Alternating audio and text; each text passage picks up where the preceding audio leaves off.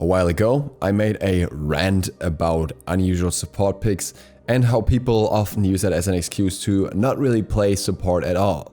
After that video, I got a few requests from people asking about unusual picks in general. Not from a rant perspective, but rather talking about how you should use an unusual pick, when an unusual pick can be used, and what kind of unusual picks are typically recommended. I think that is a very interesting topic to talk about, so that's what we're going to do today. Today we're talking about unusual picks and how to utilize them. So first of all, I think it's good to establish a baseline for what an unusual pick really is. Obviously, there are sometimes gods in particular roles that aren't necessarily the class that you would expect them to be. So for example, if we follow the standard archetype of how Conquest was thought of, originally designed in most regards, you would have a hunter as your ADC, a support being your guardian on the dual lane together, then you have the assassin as the jungler, the mage in middle lane, and then the warrior in solo lane. But over the seasons that has already shifted a lot. At this point, for example, a guardian in solo lane is not considered an unusual pick at all. There are many guardians that are currently even stronger than warriors in solo lane, so speaking of an unusual pick wouldn't really do it any justice here. Obviously, this can shift again depending on how the meta shifts, but it's something worth keeping in mind. Likewise, for example, Freya, Kronos or Sol wouldn't really be considered unusual picks for ADC, even though they're mages, because they're so much designed as basic attack mages that they're basically hunters in a way. There are also gods that belong to a particular class but are really not designed like any other god of that class, and one god that definitely comes to mind here is Ao Kuang. Ao Kuang is undoubtedly easier to play in the jungle than in any other role, and he plays very much like an assassin, the only difference here being that he's magical. So there are some picks that really aren't as unusual as they would seem following these archetypes. And as such, many of the gods that I will mention in this video aren't necessarily something that every one of you will find atypical or special in any regard, because it's something you've seen before. And you can always go more abstract. So for example, you could have a warrior in support like Hercules or Sun Wukong, and most people would think that's, you know, a little bit abstract, but still a very normal pick there. And then you could go a little bit more extreme and you could say I have an assassin there, and you could go for Naja, and it would still be somewhat normal. It's something we've seen before, we've seen it played, but for a new player it could be absolutely crazy at the same time. And then you can even go more abstract than that, and you can say I will, for example, have a Bastet support.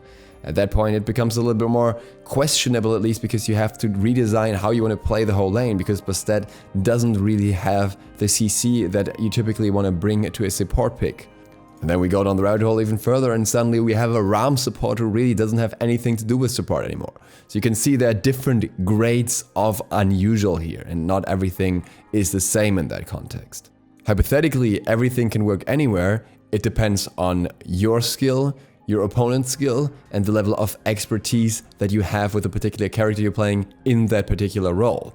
If somebody plays a god 24/7, they may be able to pull them off better in roles than others that they're typically not designed for. Likewise, a god that is generally considered high tier in the meta can often get away with more roles if the god is strong enough for that. Often new releases can be played in multiple roles until they're completely balanced. One of the examples here would be Baron Samedi, who can currently be played in mid, solo as well as support. And obviously, if you wanted to go even crazier, you could also put him in ADC or jungle, though the benefits for him in those roles are more limited. I will now give you an overview of what I think are more typical classes for roles that are a bit unusual, but still within the realms of what is not completely out of the ordinary or completely unreasonable at least. Take this with a grain of salt based on what I've said before. There are always outliers, there are always gods that don't really fit into this scheme, and there's always meta shifts and god buffs that can change this. I think the more typical support picks that are unusual that we see are often warriors, relatively often mages, surprisingly, and not so often but somewhat frequently assassins.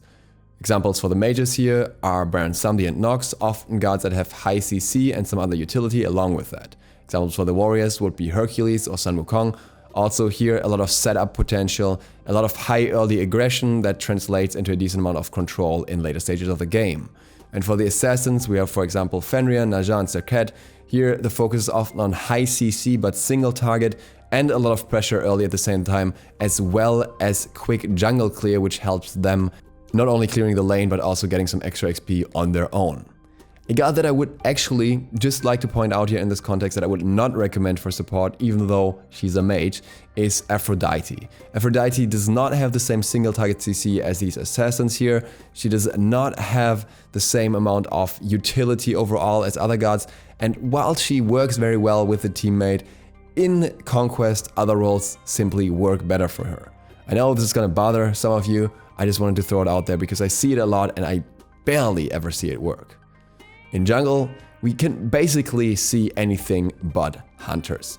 Obviously, there are some outliers with the hunters as well. There are some people that play Hui jungle or Anhur jungle, but those are very rare compared to the other roles. We have, for example, Athena or Geb as guardians in the jungle. We have Habwa as a mage in the jungle, or Morrigan, for example. And then you can almost put any warrior in the jungle somehow, but especially somebody like Sun Wukong of Mana does very well here. In the ADC role, you see unusual picks relatively rarely. There are some assassins that are picked there sometimes, and some mages, and more rarely warriors.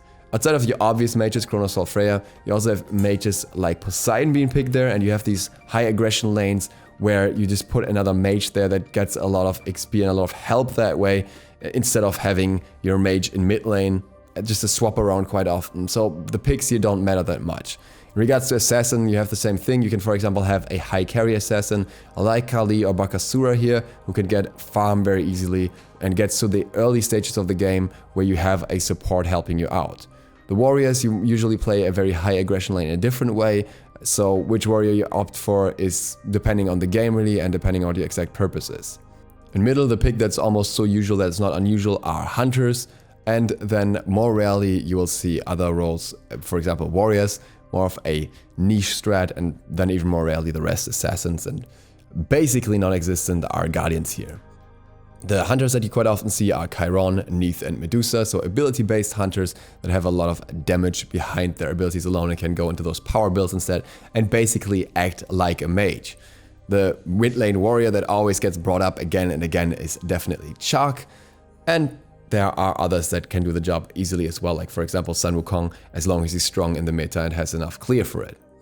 In solo, we see, like I said, guardians so often that I wouldn't consider them irregular in any form anymore, but what we also see more often are mages and assassins. Hunters can be played there too, but it's a lot more rare.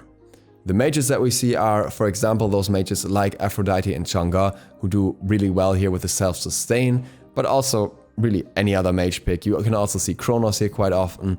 And then in the assassin department, there's a whole collection of them. You can start with Arachne, Bakasura, Camazotz, Thanatos, Loki, Pele, you name it. Almost any assassin that has some form of self-sustain, that can clear a lane okay-ish, that can clear a jungle camp on their own relatively decently, and has some late-game carry potential, can be picked here quite well. Now, when you pick an unusual character for an unusual role, then ideally it's something with a purpose and with an intention behind it that makes sense for your team. Quite often it has to lead to someone else picking something else as well. For example, if you're picking an assassin in solo lane, what will happen quite often, not necessarily, is that you will get a warrior in the jungle instead to make up for the lack of tankiness that you bring from the solo lane that way.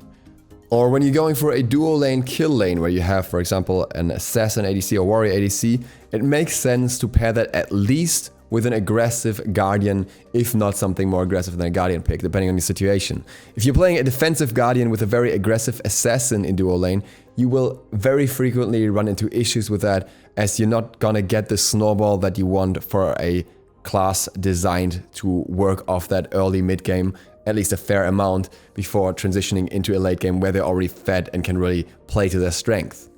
You also always have to keep in mind that your team composition may affect your kinds of damage. If you, for example, put a hunter into middle lane, but everything else remained physical, then your only magical damage dealer is your support, your guardian, unless somebody else plays something else. And that really means that you won't have enough magical damage output. And you can offset, for example, this kind of damage by building Mystical Mail on your solo laner. But if that's also not the case, then you will just run into an enemy team full of physical defense that will just shrug off all your damage and run over you, because really there's not much you can do to counter a massive amount of stacked physical defense at that point. There's often flexibility in what exactly you can do or what your team can do, so it's very, very important that if you're going for an unusual pick, you have the communication with your team. If you swap over to your unusual pick in the last second because you think you would get confronted in lobby otherwise, you're probably going to bother your team a lot more that way. I, for example, don't mind if somebody goes for a Nox support, but if I don't know that they're going for a Nox support until last second and we now have a team full of squishies because there was no communication, that's going to be a lot more bothersome for the rest of the game than just accepting the fact that somebody's going for an unusual pick and you just kind of design your team around that. Likewise, it's also important to adjust your build accordingly. If you're playing support, you're still the kind of person who should build the support item.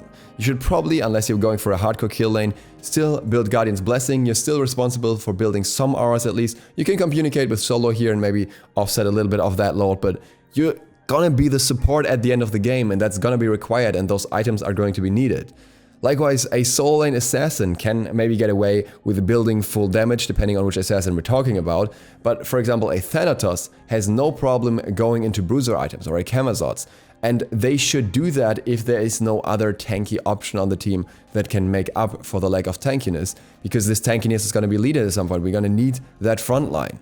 If you have a warrior or a guardian in jungle that will build tanky, then obviously it's no problem. Again, this is down to communication. So if you have somebody else building tanky for you and is going to do that front line, you're fine. Or you can go for an unusual strat and say we're going for a triple front line as well. Also something that's possible. Also something that's possible with unusual picks, but also something that needs to be communicated. So the most important thing to take away from this video is unusual picks can work. Think about how they work before you do them in order to facilitate it for the rest of your team. And the most important part in that context is communication with your entire team to make sure everyone's on the same level, everyone understands what you're going for in that game, and then it's much more likely that it will actually work out in the end. And with that, thank you guys very much for watching. I hope this was interesting and insightful, gave you a bit of an overview of unusual supports. If you're new to the channel, feel free to click the sub button and maybe the bell, it really helps me out. Other than that, see you for the next one tomorrow. DukeSloth, out.